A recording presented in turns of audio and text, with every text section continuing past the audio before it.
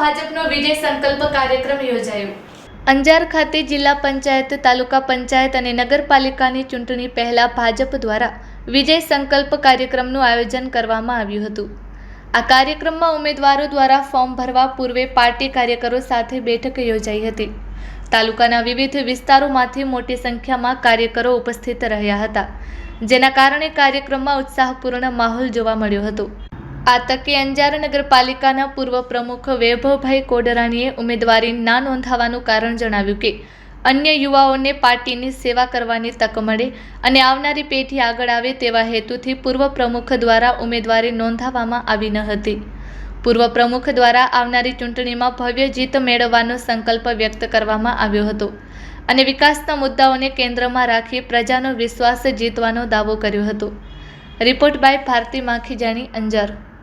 નમસ્કાર। આજે આગામી તારીખ 26મીએ યોજાનાર તાલુકા પંચાયત, જિલ્લા પંચાયત અને નગરપાલિકાની ચૂંટણી સંદર્ભે અંજાર નગરપાલિકા, અંજાર તાલુકા પંચાયત અને તાલુકાના જિલ્લા પંચાયતની સીટ માટેના 4 બેઠકોના ઉમેદવારોના ફોર્મ ભરવા માટે આજે સૌપ્રથમ અંજાર ખાતે, પીરવાડી ખાતે વિજય સંકલ્પ સંમેલનનું આયોજન કરવામાં આવ્યું હતું।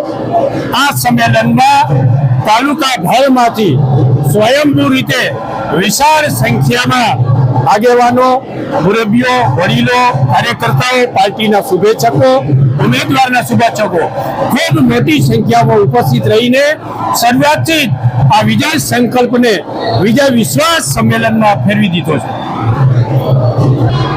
આપની ખરી વાત છે કે ગઈ વખતે મેં ભારતીય જનતા પાર્ટીના ઉમેદવાર તરીકે ઉમેદવારી નોંધાવી હતી અને પાર્ટીએ મને ખૂબ આપ્યું છે અને આશીર્વાદ રૂપે મને નગરપાલિકાના પ્રમુખ તરીકેની જવાબદારી માત્ર 30 વર્ષની ઉંમરે આપી હતી અને હવે આગામી સમયમાં હું પણ મારા જેમ નવા યુવા ચાહ્યાને તક મળે એના માટે મેં આ વખતે ઉમેદવારી માટે ફોર્મ પણ નહોતું ભર્યું અને મેં ઉમેદવારી નોંધાવી જ નથી અને મારા જેવા બીજા યુવા ચહેરાને તક મળે એના માટે મેં ભારતીય જનતા પાર્ટીના બીજા ઉમેદવારને જીતાડવા માટે અને અંજારમાં 36માંથી 36 સીટ જીતાડવા માટે ભારતીય જનતા પાર્ટીને મહેનત કરવાનું નક્કી કર્યું હતું। એટલે મેં આ વખતે ટિકિટ પણ નથી માંગી, પરંતુ ભારતીય જનતા પાર્ટીનો જે કમર છે એ અમે લઈને ચાલવાના છીએ અને આ વખતે અંજારમાં 36માંથી 36 બેઠક મળે એના માટે અમે પ્રયત્નશીલ રહેવાના છીએ।